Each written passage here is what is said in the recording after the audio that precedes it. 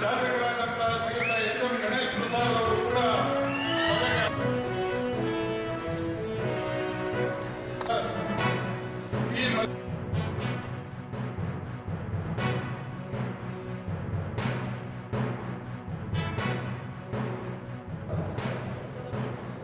ಸಂಗ್ರಾಮಗೌಡ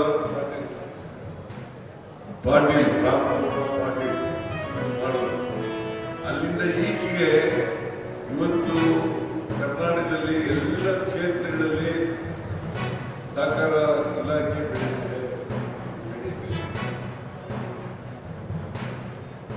ಬೆಳೀತಕ್ಕಂಥ ಕೆಲಸವನ್ನು ಮಾಡಬೇಕು. ಕೃಷಿ, ಪಶುಸಂಗೋಪನೆ, ರೇಷ್ಮೆ ಮತ್ತೆ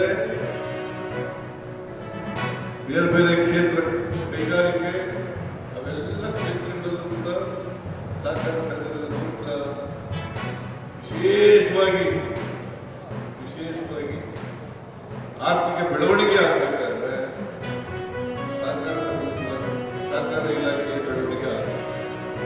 ಇದು ಬೆಳವಣಿಗೆ ಆದ್ರೆ ಮಾತ್ರ ನಾವು ಆರ್ಥಿಕವಾಗಿ ಗ್ರಾಮೀಣ ಪ್ರದೇಶದಲ್ಲಿ ಬೆಳವಣಿಗೆ ಕಾಣಲಿಕ್ಕೆ ಸಾಧ್ಯ ಆಗ್ತದೆ.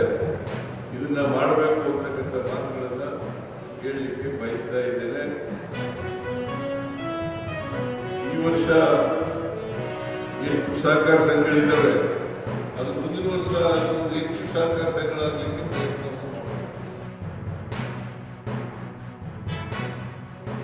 ಕಲ್ಪನೆಯ ಒಂದು ಸಹಕಾರದ ತತ್ವವನ್ನು ಹೊಂದಿದ್ದಂತ ಒಂದು ದೊಡ್ಡ ಚರಿತ್ರಾರ್ಹವಾದಂಥ ಸಂಗತಿ. ಭಾರತ ದೇಶದಲ್ಲಿ 2004ನೇ ಇಸ್ವಿನಲ್ಲಿ ಸಹಕಾರ ಚಳುವಳಿ ಪ್ರಾರಂಭ ಆಯಿತು. ಗಾಂಧೀಜಿಯವರ ನೇತೃತ್ವದಲ್ಲಿ ಅಸಹಕಾರ ಚಳುವಳಿ ಮತ್ತು ಸ್ವದೇಶಿ ಚಳುವಳಿಗಳು ಅದು ಪ್ರಾರಂಭ ಆಯಿತು.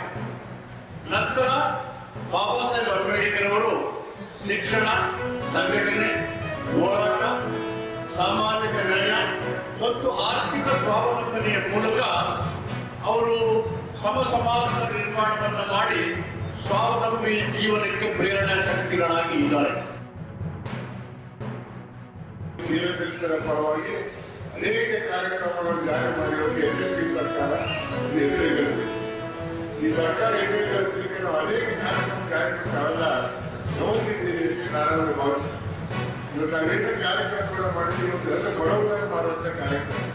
ಇನ್ನೂ 2.5 ವರ್ಷ ನಮ್ಮ ಸರ್ಕಾರ ಇಲ್ಲದೆ ನಾವೇನು ಕಾರ್ಯಕ್ರಮ ಜಾರಿ ಮಾಡಿದ್ದೆ ಅದನ್ನೆಲ್ಲ ನಿರಂತರವಾಗಿ ಕೊಡ್ತಕ್ಕಂಥ ಕೆಲಸ ಮಾಡಿದ್ರೆ ಅದಕ್ಕೆ ಹೊಸ ಅನೇಕ ಕಾರ್ಯಕ್ರಮಗಳನ್ನ ಬಡವರಿಗೆ, ರೈತರಿಗೆ, ಹಳ್ಳಿಯ ಅಭಿವೃದ್ಧಿಗೆ ಮಾಡ್ತಕ್ಕಂಥ ಕೆಲಸ ನಾವು ಮಾಡ್ತೇವೆ.